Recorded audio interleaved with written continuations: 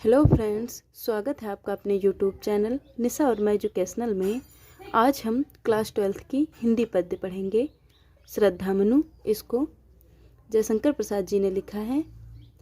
इससे पहले जो वीडियो थे उसमें हम चैप्टर 1 और चैप्टर 2 पढ़ चुके हैं। आज चैप्टर 3 है, तो देखते हैं बात कहाँ की चल रही है। जो मनु श्रद्धा से अपने प्रश्न पूछते हैं, अपने क्वेश्चन पूछते हैं और श्रद्धा उन्हें अपने बारे में बताती है। तो देखते हैं। सीख लूं ललित कला का ज्ञान, सीख लूं ललित कला का ज्ञान।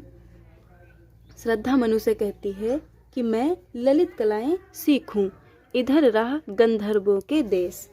अर्थात मैं इसी उद्देश्य से इन दिनों में गंधर्व देश में निवास कर रही हूँ। पिता की हूँ प्यारी संतान, अर्थात मैं अपने पिता की प्रिय संतान हूँ। देख लेते हैं पूरा। सीख लूं ललित कला का ज्ञान, इधर रहा गंधर्वों के देश, पिता की हूँ प्यारी संतान। श्रद्धा मनु से कहती हैं कि मैं अपने पिता की अत्यंत प्रिय संतान हूँ। मेरा मन नवीन उत्साह से भरपूर था। मेरी प्रबल इच्छा है कि मैं ललित कलाएं सीखूं। इसी उद्देश्य से मैं इन दिनों गंधर्व देश में निवास कर रही हूँ। दृष्टि जब जाती हिमगिरी ओर, प्रश्न करता मन अधिक अधीर। दृष्टि अर्थात नजर, हिमगिर अर्थात हिमालय पर्वत की ओर, अर्थात की तरफ, ओर अर्थात तरफ। तो श्रद्धा कहती है कि मेरी दृष्टि जब हिमालय की ओर जाती है, प्रश्न करता मन अधिक अधीर। अधीर अधीर अर्थात धैर्यहीन या विचलित। तो क्या हो गया कि तब मेरे मन में न जाने कितने ही तरह के प्रश्न उठने लगते हैं और मैं उन प्रश्नों का उत्तर जानने के लिए बेचैन हो उठती हूँ। धरा की यह सिकुड़न भयभीत, आह कैसी है क्या है पीर। धरा अर्थात पृथ्वी, सिकुड़न अर्थात धैर्यहीन, भयभीत अर्थात डर के साथ, आह कैसी है क्या है पीर। पीर अर्थात पीड़ा या दर्द। तो धरा की यह सिकुड़न भयभीत अर्थात इतने विस्तृत क्षेत्र में फैली हुई धरती की सिकुड़न के रूप में, आह कैसी है क्या है पीर, अर्थात इसकी आह कैसी है, इसकी पीड़ा कितनी गहरी है।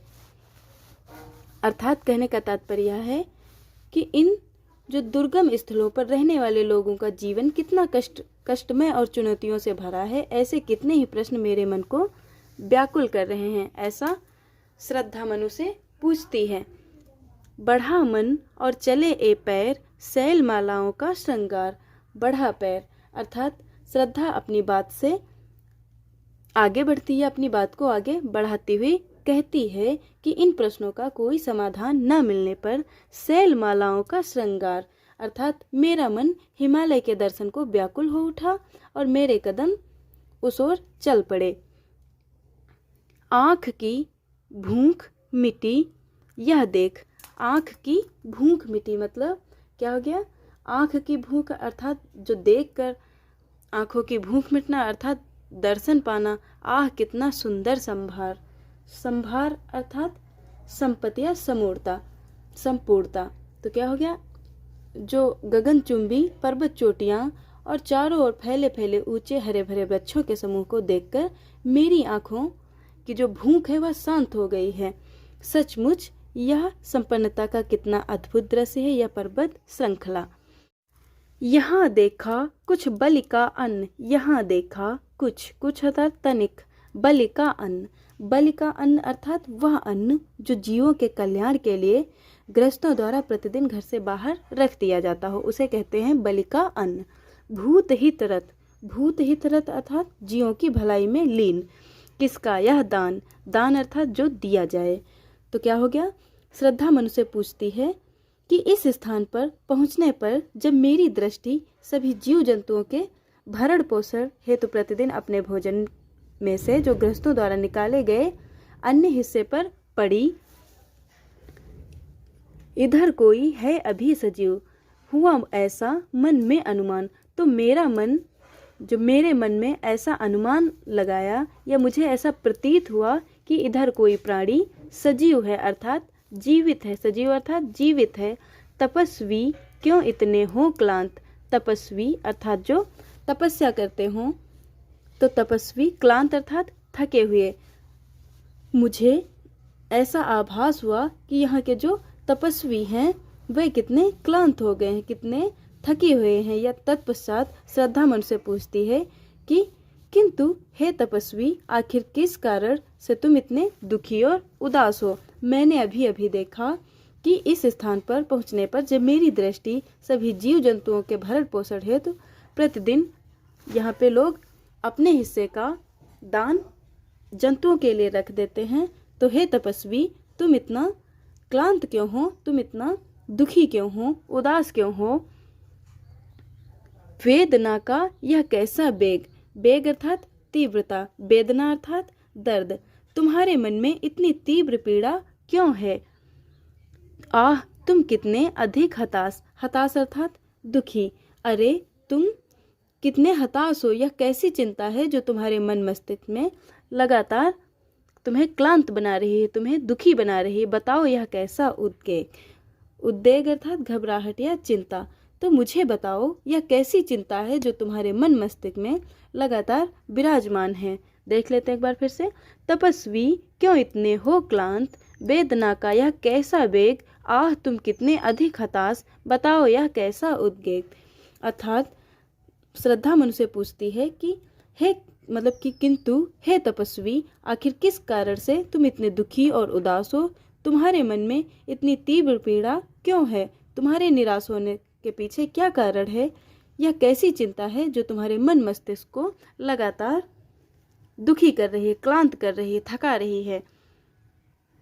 दुख की पिछली रजनी बीच। रजनी अर्थात रात, बीच अर्थात मध्य। दुख की पिछली रजनी बीच मतलब बीत, रजनी अर्थात रात। तो श्रद्धा मन को प्रेरित करते हुए कहती है कि दुख की रात के ही मध्य सुख का विकसता सुख का नवल प्रभात।